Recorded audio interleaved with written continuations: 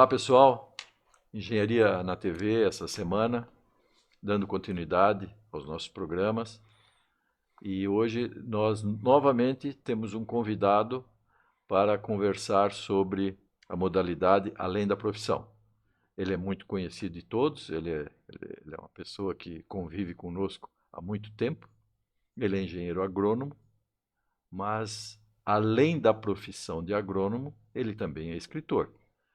Apresento a vocês o nosso amigo Onésio Zabotti, que eu gostaria que se apresentasse para os nossos ouvintes.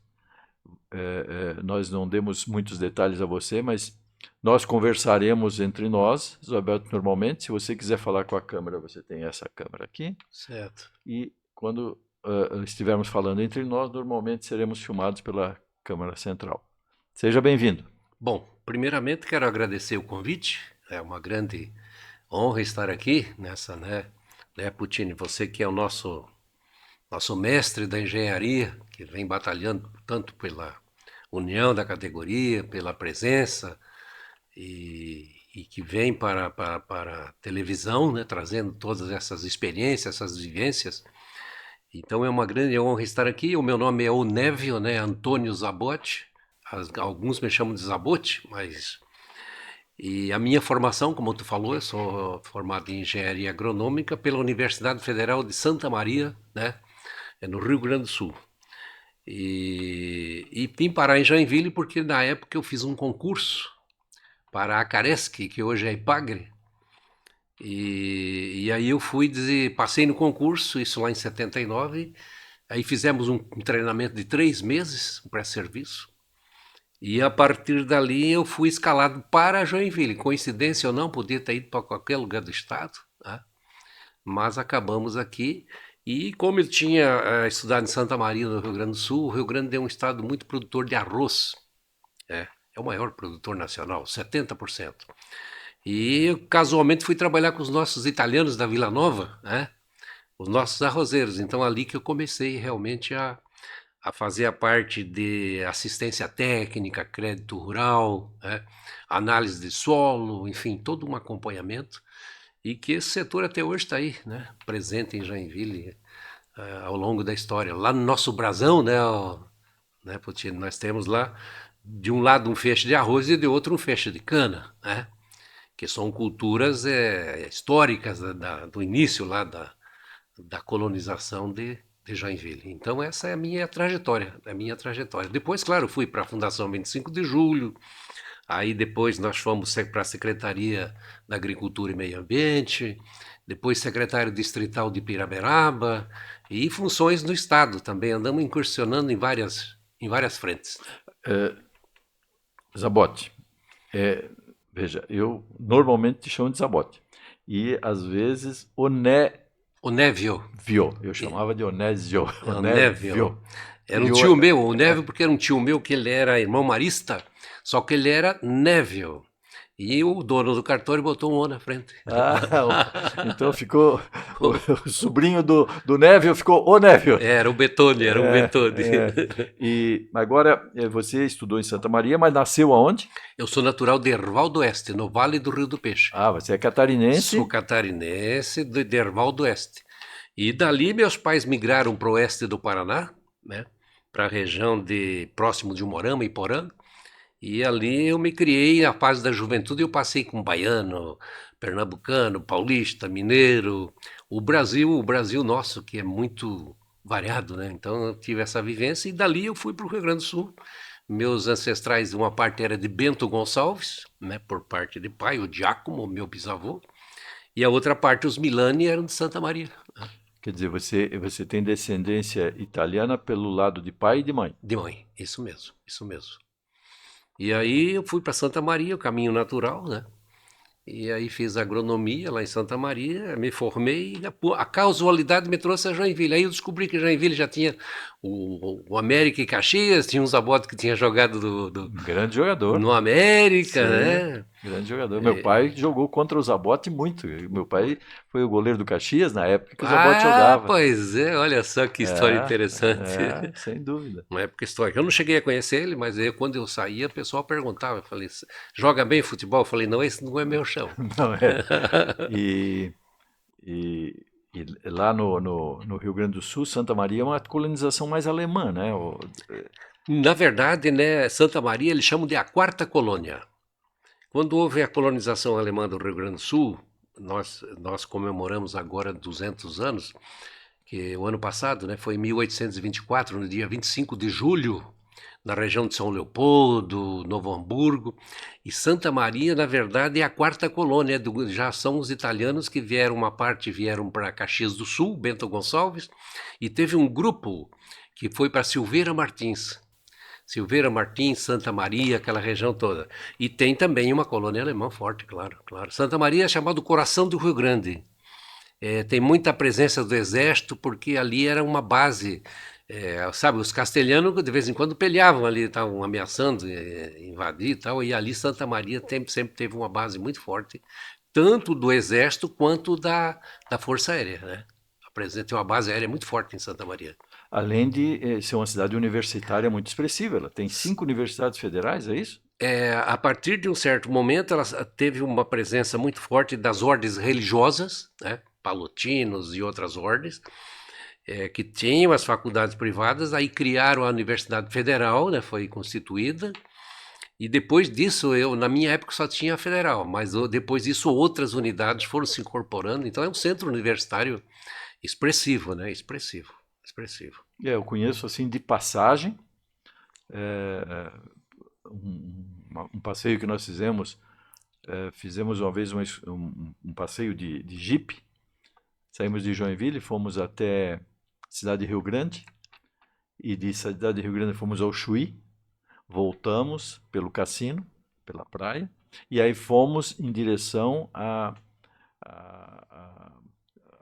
reduções jesuítas, As missões jesuítas, certo. mas paramos em Santa Maria para fazer um dos pernoites. Certo. Aí conheci Santa Maria, quer dizer, o interior do Rio Grande do Sul é um cartão é um cartão postal, né? Aquilo é uma paisagem maravilhosa, aquilo tudo, né? O Rio Grande ele tem, na verdade, ele tem várias regionalidades, vamos chamar. As Missões é um caso à parte, né? Missões, aquela região das reduções jesuíticas, né? Que tem lá toda aquele patrimônio histórico, tem toda uma musicalidade. Aí nós temos a região da fronteira, o Pampa, que é Bagé, não, Bagé já é mais para cá, Pelotas e tal, é litorâneo. Mas nós temos Uruguaiana, toda aquela região do Pampa, e nós temos a região central, que é Santa Maria, Cachoeira do Sul, que é terra de presença de alemães, que tu falou, Cachoeira do Sul, Santa Cruz do Sul, né? Enfim, e tem essa parte Porto Alegre, a região litorânea, que tem o sul, aí tem a Porto Alegre, a grande Porto Alegre, muito açoriano ali, né? E o litoral norte. E aí tem a região de Bom Jesus, ali aquela campos de altitude. Então são culturas e povoações assim que têm musicalidades e hábitos muito, às vezes tem distinções, sabe? Tem distinções. Por exemplo, as Missões têm muita influência da música argentina e paraguaia. Ali tem, assim, a terra do Jaime Caetano Brown, né, quem é gaúcho aí, o Jaime Caetano, é a terra ali atualmente do Hortaça, do Pedro Hortaça, né? Do Senair Maicá, do Noel Guarani. O Noel Guarani é clássico, né, dessa música. E daí tem a outra parte que é a influência italiana, a influência alemã e o gaúcho mesmo da fronteira, né? Da fronteira. Que daí tem o Mano Lema, aí tem todas essas. O Teixeirinha já é uma outra, né? Não, mas é um celeiro cultural maravilhoso. Perdemos agora o Veríssimo, né? Ah, sim, o Luiz Fernando, filho né? do Érico, que é uma referência na literatura brasileira. Sim. O Rio Grande do Sul tem um diferencial interessante em relação ao Brasil, porque eles prezam muito a tradição, a cultura, pode ver os CTGs, né? O próprio Paixão Cortes, né? E essa cultura toda, ela estava se perdendo num certo momento. Mas houve um movimento, foi resgatada, e o grande incentivador da cultura gaúcha, por incrível que pareça, foi um catarinense, chamado Pedro Raimundo. Eu vi matéria sobre ele. Pedro Raimundo de Maruí, de Laguna, esse camarada, ele era operário, trabalhador, mas gostava de tocar um acordeão e acabou em Porto Alegre como operário. E de repente ele foi encontrado lá, foi para as rádios e se piochou com aquele traje típico e interpretou a alma gaúcha como poucos fizeram.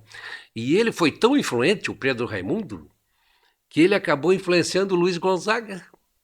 O Luiz Gonzaga viu ele piochado, ele foi fazer um show lá no Nordeste, né?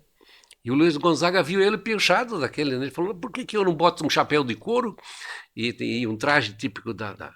E o Luiz Gonzaga reconhece essa influência dele na... Você falou em Maruí. Imaruí. O Pedro Raimundo é nascido em Imaruí. Aí depois ele veio para Laguna, ele fez a canção de Laguna. Pois eu vou te contar uma particularidade que tu vai se surpreender. O meu nono paterno é natural de Maruí. Olha só, hein? Os Puccini, quando vieram para o Brasil em 1856, 55, vieram para servir a diocese, a paróquia de Maruí, Olha que só. era o fim do Brasil na época. Era onde passava o Tratado de Tordesilhas, É na verdade. Laguna e Maruí. A Laguna era aqui a entrada do porto e Maruí lá no fundo da lagoa. Isso. E o meu avô, ele morou em Maruí até a idade adulta, depois mudou para Uruçanga, onde meu pai nasceu em Uruçanga, mas ele constituiu família em Maruí. Olha só. Olha só Esses dias eu estava aqui em Joinville, tem o mundo é pequeno, sabe, Putinho? E eu fui visitar um cidadão aqui que sempre foi muito partidário, muito amigo tal de Zé Guarda. Não sei se tu conheceu o Zé Guarda. Não lembro do Zé É uma Guarda. figura, ele andava sempre de bicicleta, foi candidato a vereador, líder do Nova Brasília. Ele tá acamado, a gente. E batendo um papo com ele, eu fui descobrir que ele era sobrinho do Pedro Raimundo, ele é de Maruí. Eu fui descobrir o parente do Pedro Raimundo em Joinville. Que coisa linda. O mundo é pequeno. E ele É. contando, né? Não, eu fui conhecer Maruí há muitos anos atrás. Meu avô contava boas histórias de Maruí, ele tinha uma paixão por aquilo. Ele fazia o fundo da lagoa toda de barco, daqueles barcos chatos assim, para vir até a laguna, que eles não tinham, né? A estrada era a lagoa. Imagina. Fui lá conhecer, tem boas histórias. Bom, nós já avançamos bastante hoje com os Zabotti, só no termo autoapresentação. Olha só, essa conversa vai faltar tempo. Mas, Zabotti, quer dizer, toda essa história reforça que você, ao estudar engenharia agronômica, a se tornar um agrônomo voltado realmente para culturas de raiz, daquela que você tem que plantar todo ano. Você estava no ambiente certo, estudando a forma certa e com o gosto adequado para isso. Realmente você saiu do Rio Grande do Sul um agrônomo completamente formado, integrado, porque não tem agrônomo que vingue se não tiver integrado com o meio ambiente que ele está vivendo, né, Zabotti? Perfeitamente, perfeitamente. Na época nós não tínhamos faculdade de agronomia, por exemplo, em Santa Catarina. Nós tínhamos em Pelotas, no Rio Grande do Sul, grande parte dos profissionais que se formaram, por exemplo, o Cadorim, essa turma toda foi Pelotas. Aí nós tínhamos em Porto Alegre a URGS, a Federal, que é histórica e em solos é uma sumidade, né? E Santa Maria. Depois veio Passo Fundo e outras mais tarde, e aí Santa Catarina, a nossa Federal, a UDESC, né? Mas na época todos os profissionais vinham de fora, não tinha escola aqui. Nós tivemos um amigo em comum, que eu tenho uma saudade enorme dele, que foi o Herculano. Sim. E o Herculano, ele dava voz e imagem para a área rural de Joinville, desde o seu tempo de garoto no jornal A Notícia, né? E ele divulgou uma vez uma matéria muito interessante, que talvez você possa nos dar um pouquinho mais de informação sobre ela, sobre aquela criação conveniada entre marreco, pato marreco e arroz. Você teve participação nesse projeto? Esse consórcio, né? Era uma plantação consorciada? Certo. Ali ocorre o seguinte, a família Macope, né? Nossa família aqui tradicional da Vila Nova, Ordival Macope, ele partiu para a produção de semente de arroz. Na época, antes do Macope, cada um guardava a sua semente no sótão, escolhia lá o melhor trecho, né, da área lá e cortava aquele trecho de arroz e guardava a semente. E o Macope passou a produzir. E o marreco caiu como uma luva, porque ele ajuda. Tinha o arroz vermelho que vinha no meio, tinha outras coisas, alguns insetos, e você soltava uma reca, ele fazia a faxina e adubava a roseira. E além de adubar a roseira, tinha o marreco, que era um excelente.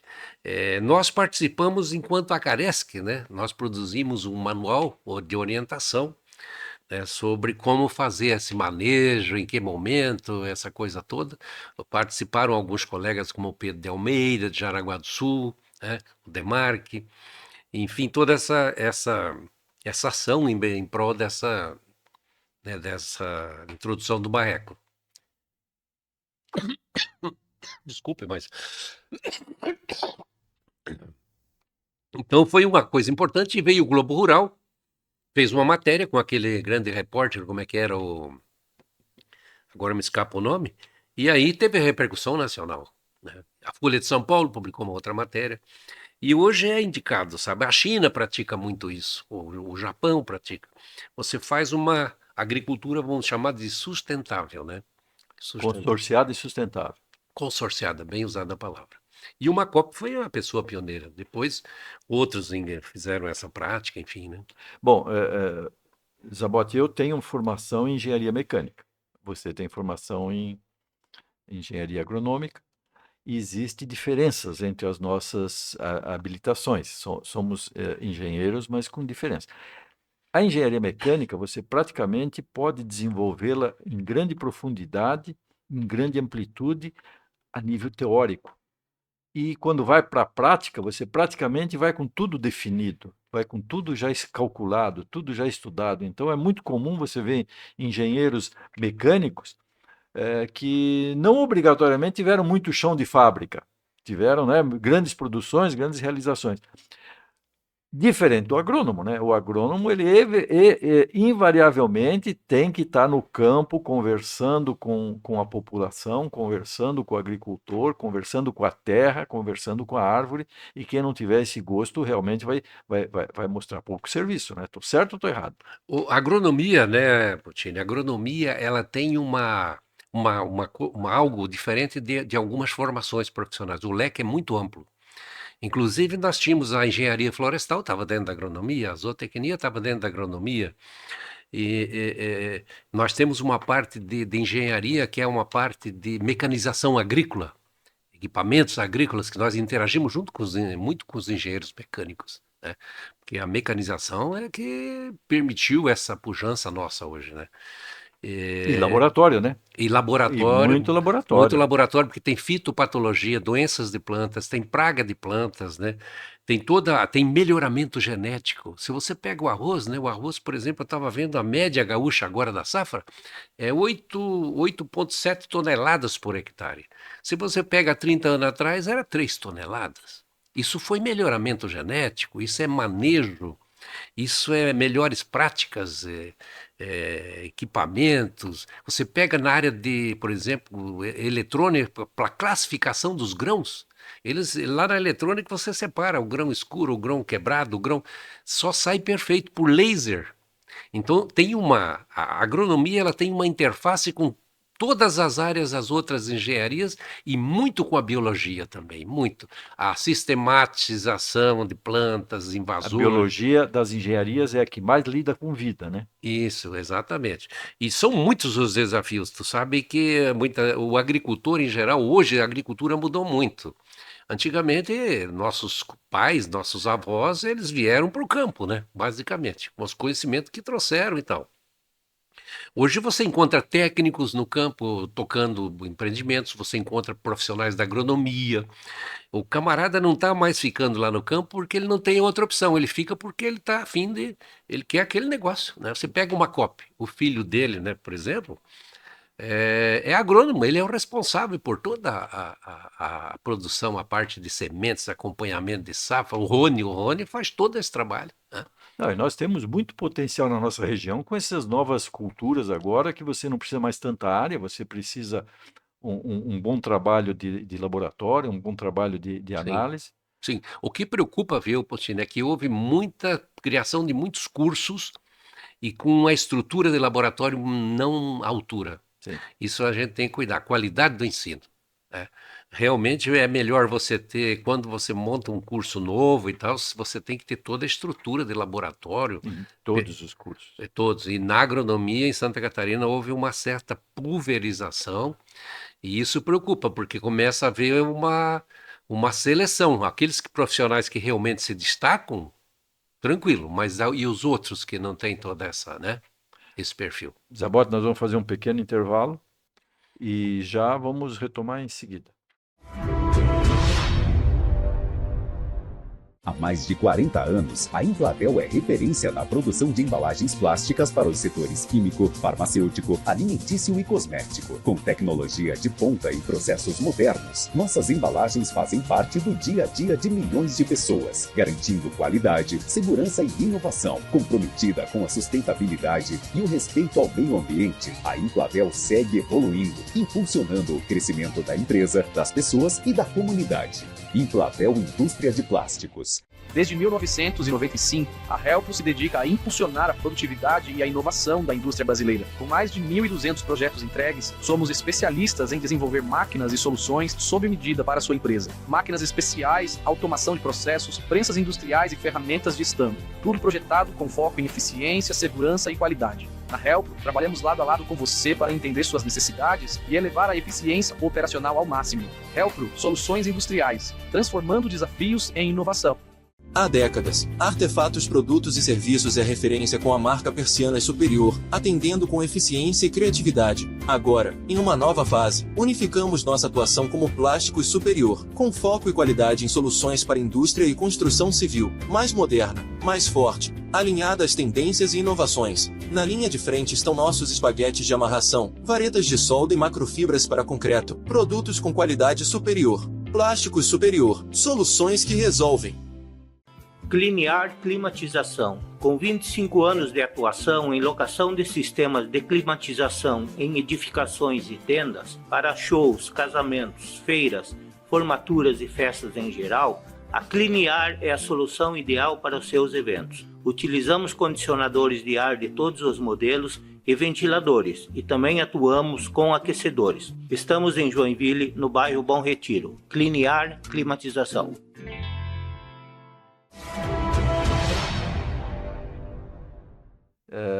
A primeira parte já foi assim muito agradável, muito rica.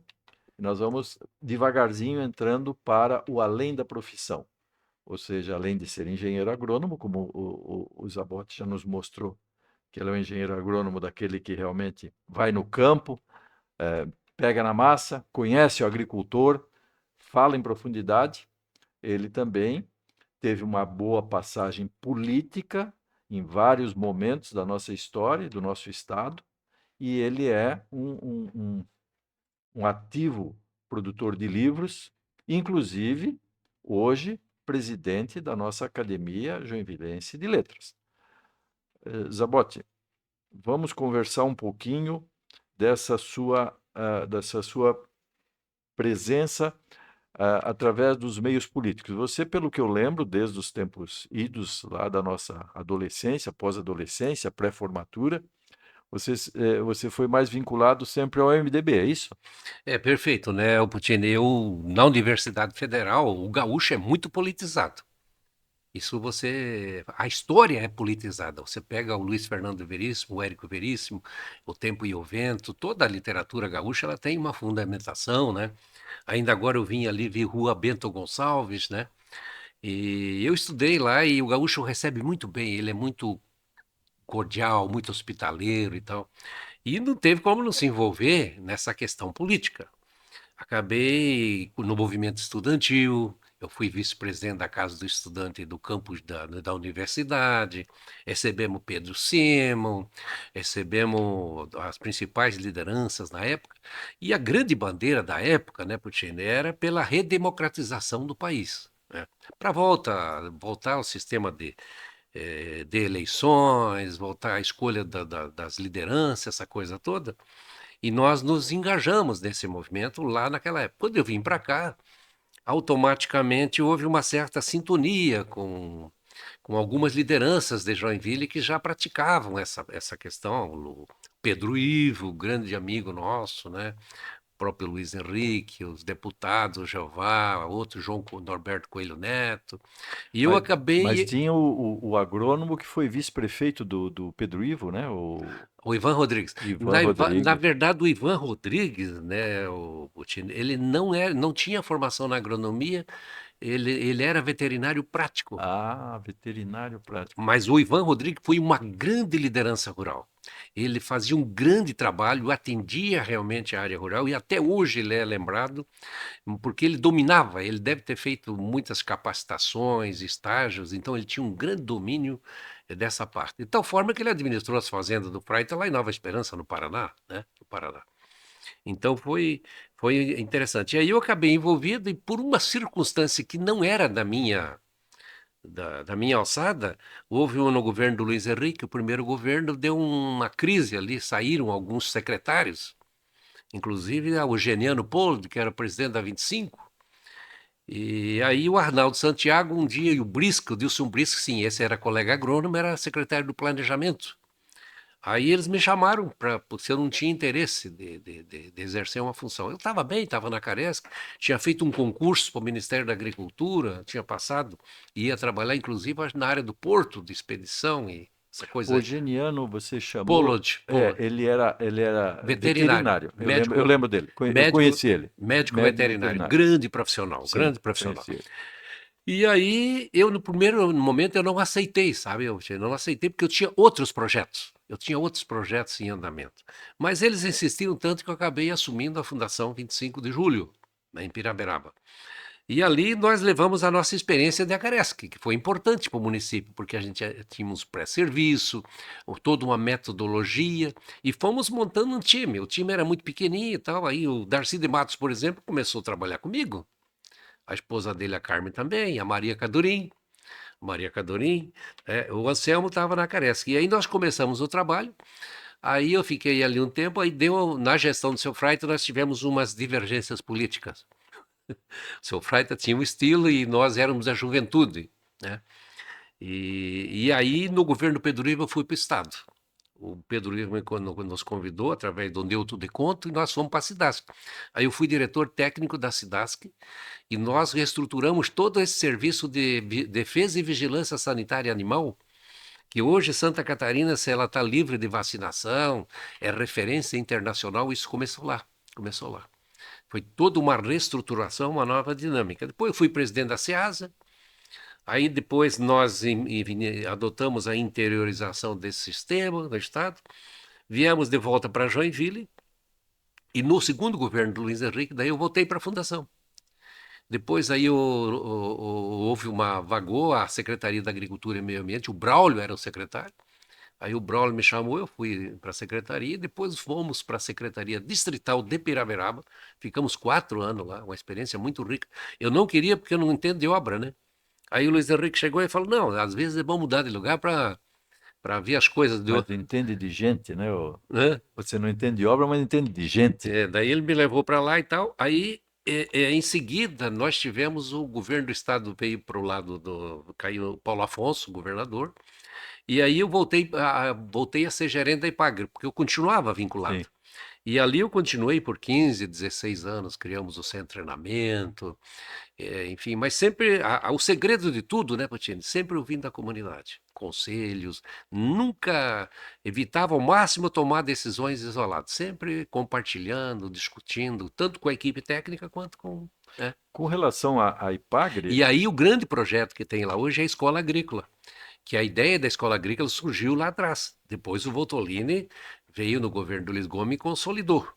Mas é um projeto que, inclusive, nós, numa viagem a Brasília, o Bornhausen era ministro da Educação, o chefe de gabinete dele, sabendo que nós éramos de Joinville, falou, vocês não querem montar uma escola de ensino fundamental em período integral em Joinville?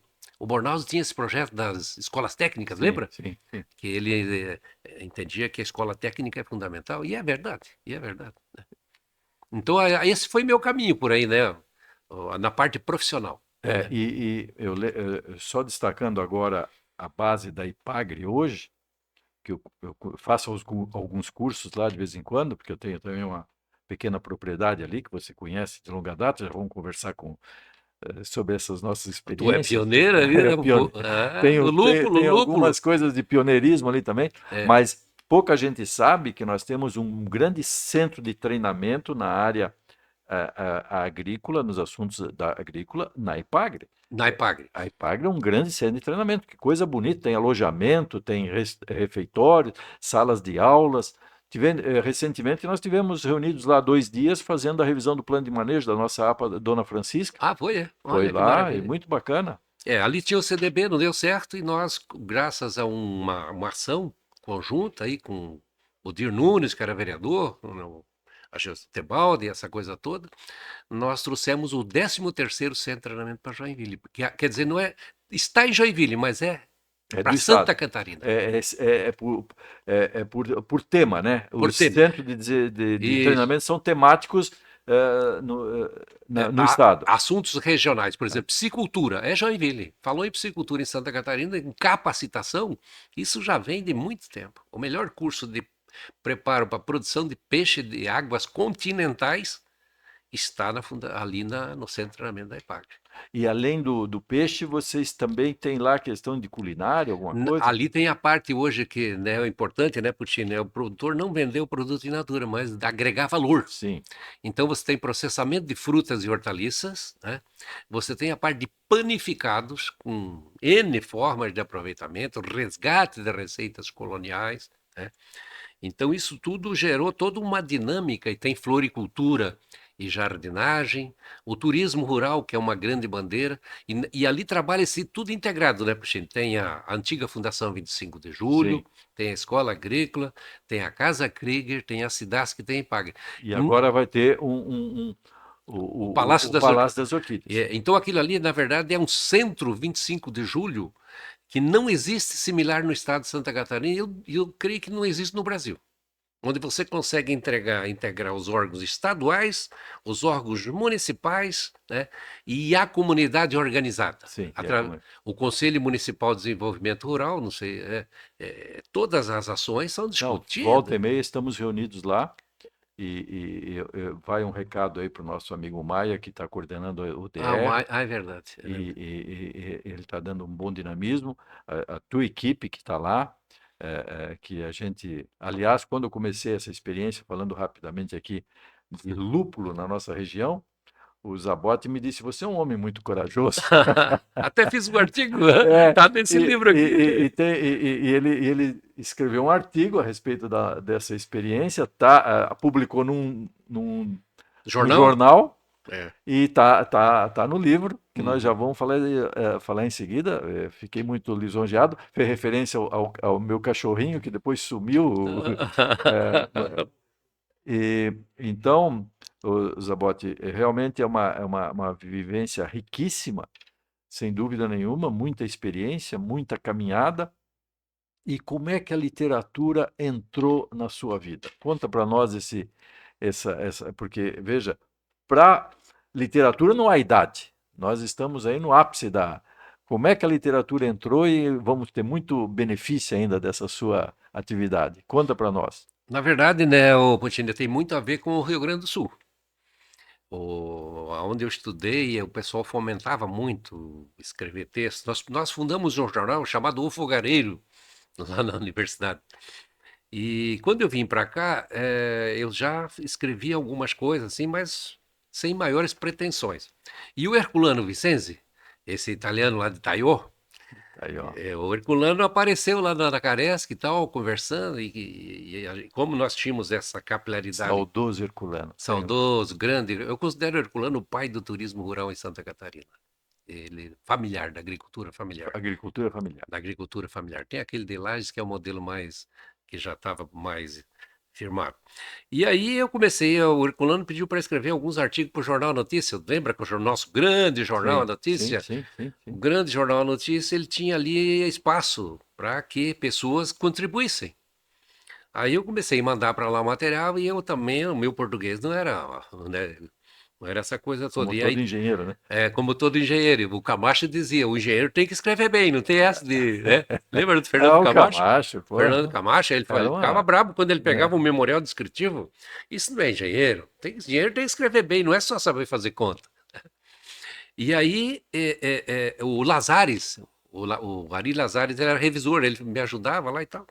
E eu fui publicando, e aí chegou um dia o Herculano falou assim, o Herculano tinha lançado o livro Alma Verde, sobre ruralidade e tal. O Herculano ele tinha um faro, né? Sim. Ele tinha um faro. Você Ele- vai no interior hoje, você vai localizar no Max Mop, Serra Verde, N lugares tem a matéria, a reportagem deles estão em quadros. Então, Sim, o pessoal exatamente. guardou. Eu tenho um quadro de uma matéria que ele fez numa viagem que nós fizemos para Uruçanga para ele falar da vitivinicultura de Uruçanga. Ah, é? É, Olha só que essa eu não conhecia. é. E aí ele falou, chega um dia, ele falou assim, por que que tu não bota esse material no livro? Porque já tinha muito material. Em geral, a gente vai escrevendo e vai. Aí eu peguei e botei contatei, né, com alguém para me ajudar. E aí saiu esse material aqui, ó, Redescobrindo o Campo. Né? Na verdade, são artigos para a imprensa e redescobrindo por quê, ô Puccini?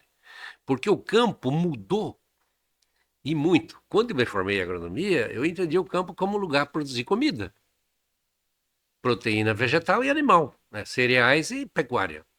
Hoje não, hoje o campo é uma área, um espaço de lazer, tem as trilhas ecológicas, né? Tem toda uma nova. Uma livro? Ah, tá. Tem toda uma nova dinâmica, né?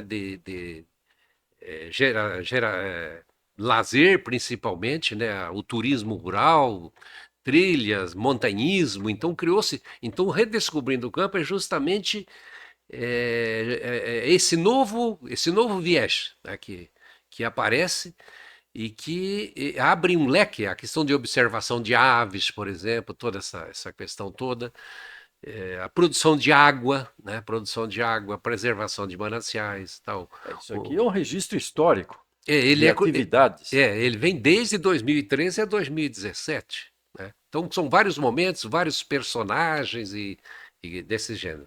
Quer dizer, o padrinho disso é o Herculano. O Herculano, ele é o culpado. Não, ele é o padrinho. Ele é o, Ah, o padrinho, vamos usar a ali- palavra correta, é é, padrinho, ele é o padrinho.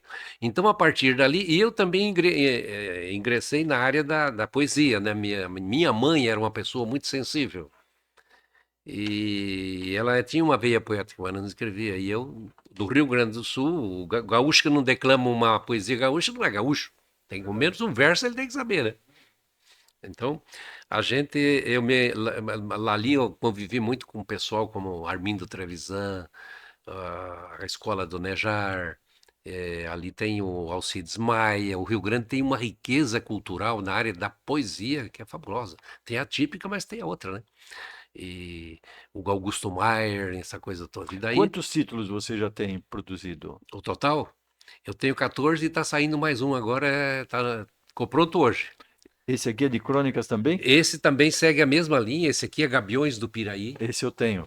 Tenho dedicado, inclusive, Esse tem o teu livro. lado do E tem um lúpulo. texto aqui sobre a nossa experiência com lúpulo. É É, uma experiência que continua andando. Em eu, forma de experiência, mas continua eu andando. questionei o Puccini e ele tem razão. É. Ele falava que onde o ambiente tem um clima mais quente, tudo vem, Tudo dá. tudo dá. Eu questionei, mas eu tenho que dar mãos à palmatória, vou dar essa amigo. Então aqui eu fiz essa outra parte, esse aqui vem até 23, 17 a 23, e agora eu tenho a sequência que deve sair em 2026, o terceiro, nessa linha. Nessa linha de crônicas. Nessa linha de crônicas e personagens, muitos personagens Sim. que eu resgato. Porque o nosso agricultor, ele por natureza, ele é reservado, mas ele tem uma riqueza cultural. A família, os filhos de informações, que aqui eu tenho Macope, aqui eu tenho os Dalfovo, aqui eu tenho na região de Piraberaba, o seu Bergman, um patrimônio. Então, alguns personagens, e quando eu comecei a escrever, a coisa foi interessante, porque você passa a ver as pessoas e os personagens de forma diferente. Você chega, pô, isso aqui é um gancho. Isso que me ensinou foi o Herculano, né? Foi o Herculano. E aí eu publiquei outros que são crônicas já, outro gênero, por exemplo, O Lobo do Bucarém, são crônicas, é uma história que passa aqui no Bucarém, tinha um lobo ali, essa história para contar outra hora, né? Aí eu tenho, pois agora, Franklin, que são reflexões filosóficas. Eu tenho coisas que eu não posso falar, mas o Franklin pode. Ah, perfeito. O Franklin pode, eu não. Se eu Perfeito. falar, me complica a vida. Perfeito. Aliás, os pseudônimos são clássicos na nossa história. Até Pedro I tinha pseudônimo, né? Tinha, né? Escrevia por pseudônimo. Meu amigo Franklin aprontava umas e outras e tal, né? E aí tem essa parte, aí tem depois na parte de poesia, né? Deixa eu ver se eu trouxe. Eu não acho que eu não trouxe ele aqui. Mas aí eu tenho Infanto Juvenil. Infanto Juvenil. Eu publiquei esse daqui, ó. Irmãos Aventura, Asas da Imaginação. A turma, isso aqui é para engenheiro mecânico, viu? Queria fazer um avião lá na roça. Imagina a confusão que deu. Que legal. Olha só. Deu uma... Onde é que a gente adquire esses livros para as crianças? As minhas netinhas vão adorar. Eu tenho aqui na casa da revista com a Márcia, ali tem. Ali Ah, tem. lá no começo da Max Rolim. Ali é meu cantinho, os domingos de manhã. Legal. Vou Tá passar lá. convidado para um café sempre, ali 9h30, 10 horas tem um cafezinho. Ah, bacana. Vou passar lá sim. Olha só, pessoal. Quem quiser livros para criança de boa qualidade aqui da nossa região, escrito pelo nosso colega Onésio Zabotti. E ilustrado pela Michelini, que é uma baita de uma ilustradora. Que na verdade o conteúdo é pequeno, mas o desenho, a ilustração. Ah, que coisa maravilhosa. E esse daqui é o último que saiu, que é Campo de Lebres, né? Infanto Juvenil. Esse aí é um festival das lebres que fizeram para ver quem conseguia trazer a melhor cesta de hortaliça. Tá? Aí saiu por um acaso, né? Saiu por um acaso. Esse que eu estava procurando. E daí na área da poesia eu tenho esse daqui, ó, Cancioneiros do Verde, que é sobre aves. Basicamente eu sou um cara apaixonado por aves, né? Tanto pelas cores, pelo canto e pelo voo, né? As aves. Então saiu Cancioneiros do Verde, ilustrado também pela Michelini, certo? E saiu, e eu dei uma incursionada no teatro, Hotel da Ponte. E aí o cara começa a aventurar, né? Depois o cara vai pegando Bardi. E Hotel da Ponte é sobre 2 andarilhos que eu encontrei lá em Piraberaba, que eram muito engraçados. Eu li esse. Aliás, preciso ler todos, não só ele. E aí eu estou te passando um, que esse é da Academia Joinvilense de Letras. O último que nós lançamos, a Academia publica anualmente um ensaio, né? E esse é Raízes, que tem 20 participantes. Davi Gonçalves, você me visitou com o Davi Gonçalves, lembra? Teve lá no Mildal, na minha chácara, com o Davi Gonçalves. O Davi, eu levei ele para conhecer o lúpulo. Para conhecer o lúpulo, para tomar cachaçinha com lúpulo. Ele foi ver se era verdade mesmo. Ele foi lá, levou a cachaça. Levou. Nós vamos dar um pequeno intervalo e já voltamos em seguida.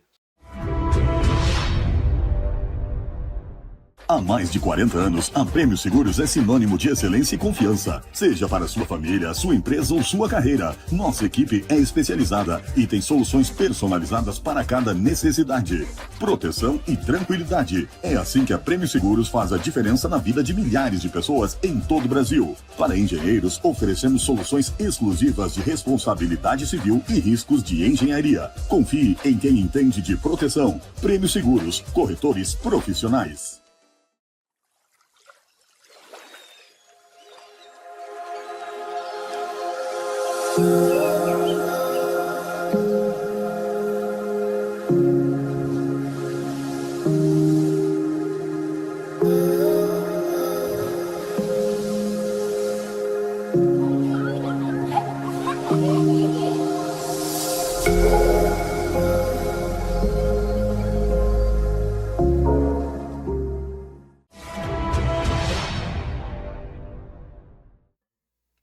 Bom, retomando aqui a nossa conversa literária, o Zabotti está me mostrando mais um livro da coleção dele.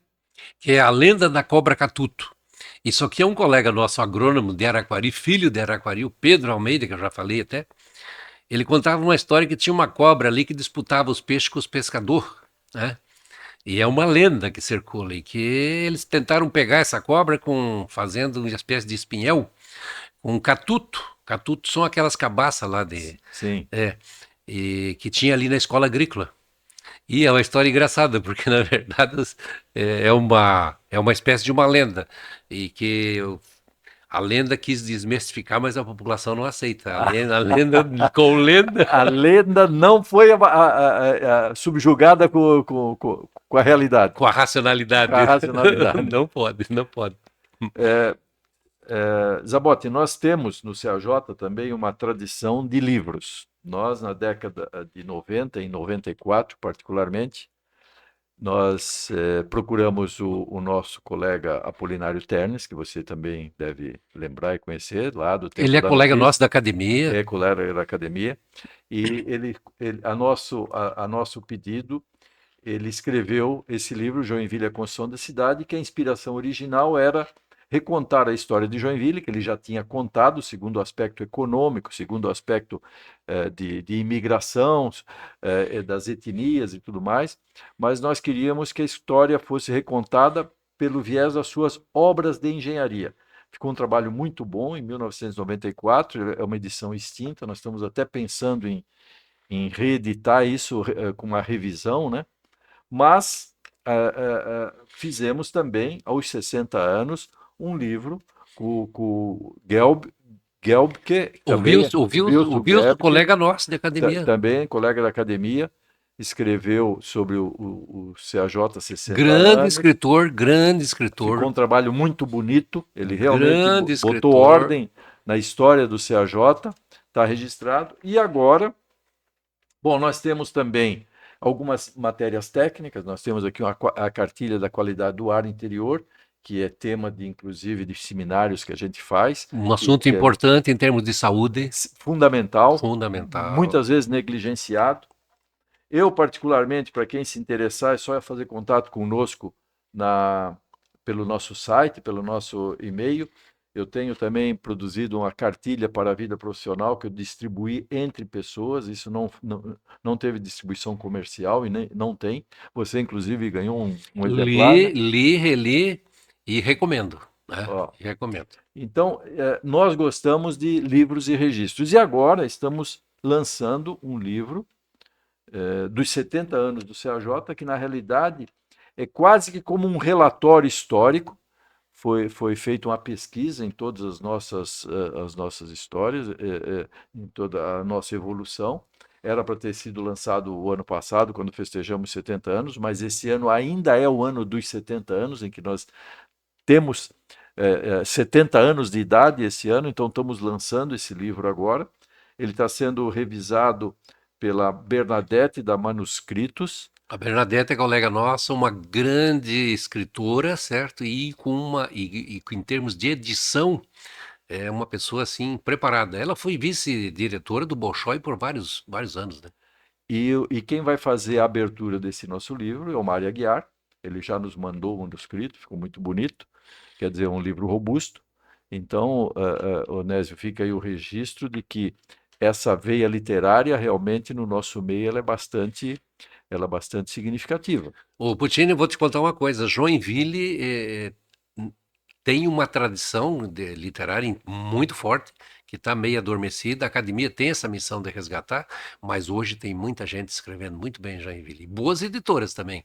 E esse registro do Centro de Engenharia, eu queria te parabenizar. Isso é importante. Porque quando alguém vai fazer engenharia, não é só o cálculo, não é só matemática. Tem que conhecer um pouco da história da engenharia. O humanismo tem que ser mais forte na engenharia. Mais forte. Isso aí faz toda a diferença. Faz toda a diferença. Então, Zabotti, veja o quanto o nosso encontro hoje ele é simbólico em várias frentes. Essa sua experiência, a partir inclusive da próprio seio familiar, essa sua convivência no ambiente lá dos gaúchos que vivem muito o campo. Eu tive duas experiências de vida que são três inesquecíveis. Primeiro, onde eu me criei lá no oestão do Paraná, né? O Brasil inteiro ali. Eu me criei, a maioria da população próxima a nós lá era a população afrodescendente. Fui grandes amigos, quando eu vou lá, visito eles.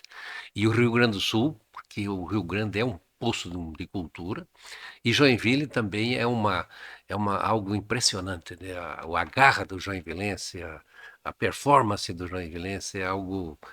Joinville sabe se reinventar com frequência, né? É impressionante, é uma escola de aprendizagem. Eu sempre falo, quem está aqui aproveita as nossas escolas, os nossos centros de formação, a experiência dos nossos profissionais. Isso é para o mundo, né? Para o mundo. Zabotti, eu quero te convidar também, sábado agora.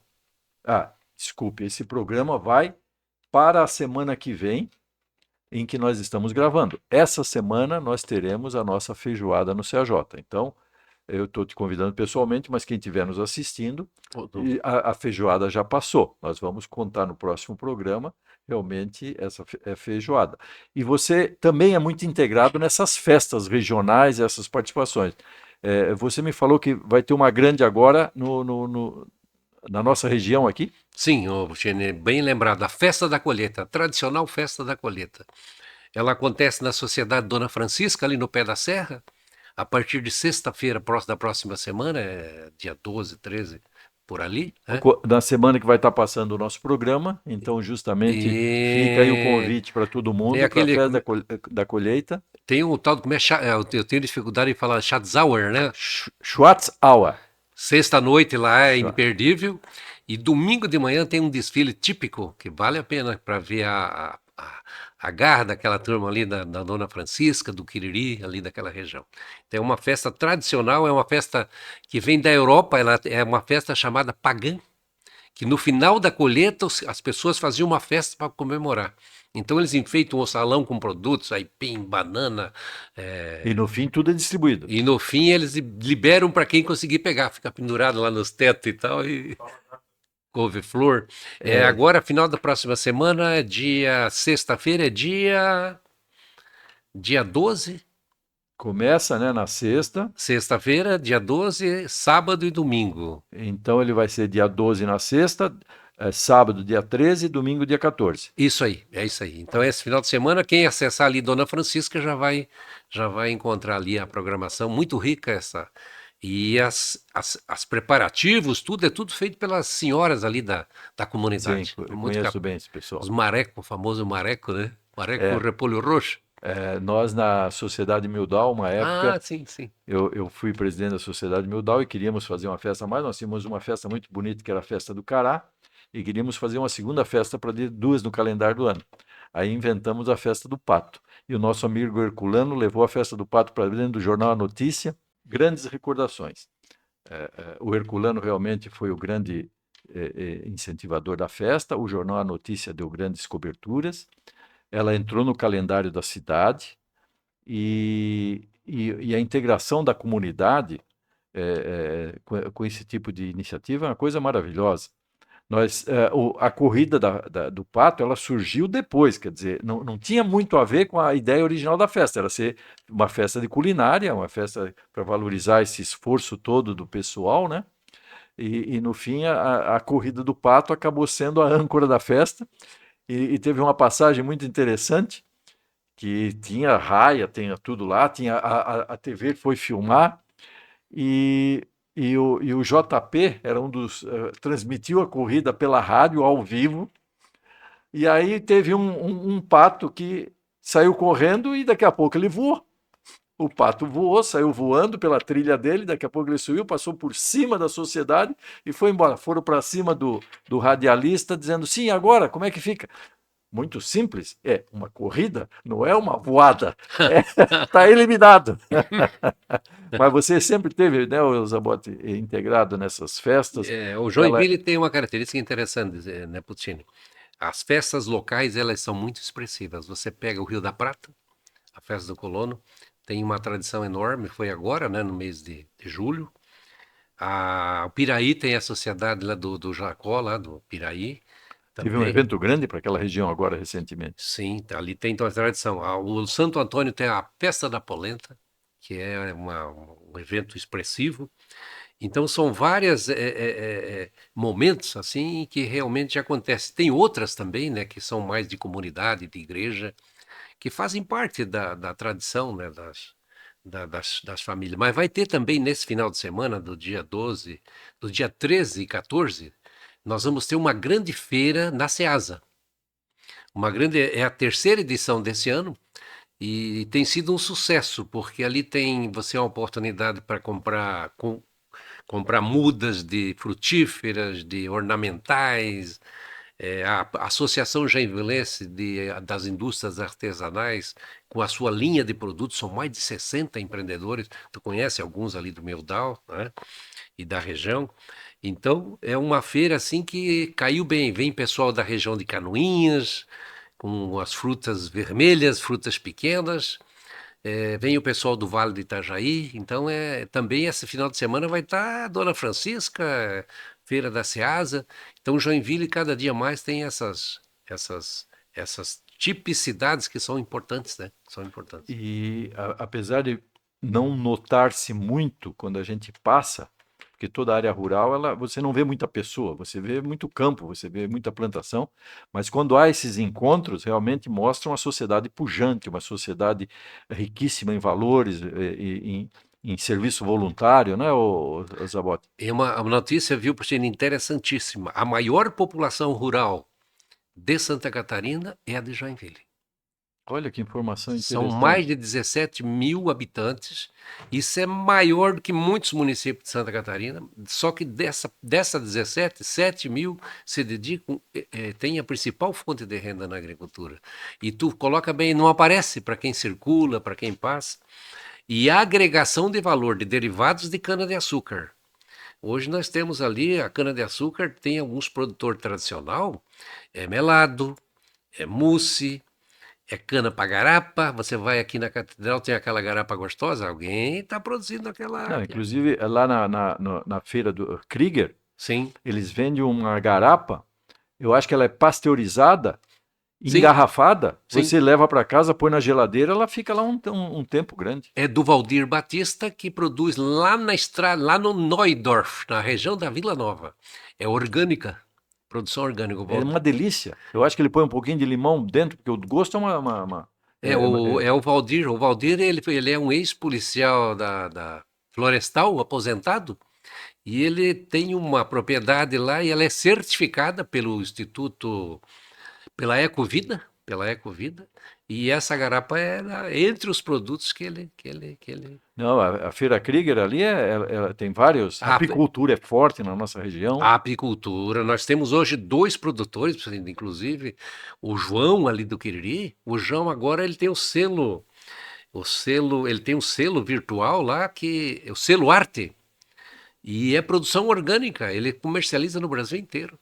Temos na Vila Nova o Amarildo, a produção dele é fantástica também, tudo atendendo todas as questões sanitárias, todas essas normas. Na Estrada Mildau nós temos uma plantação de lúpulo que foi integrada com a cachaça e temos uma cachaça lupulada. Ah, não podia faltar. Não podia faltar. E o que você acha da cachaça lupulada, Zabotti? Puccini, eu queria aqui destacar, né, você como um empreendedor, engenheiro mecânico, você tem uma mão boa para a área da agricultura. O lúpulo, que o Puccini foi um pioneiro, nós fomos lá, ficamos impressionados.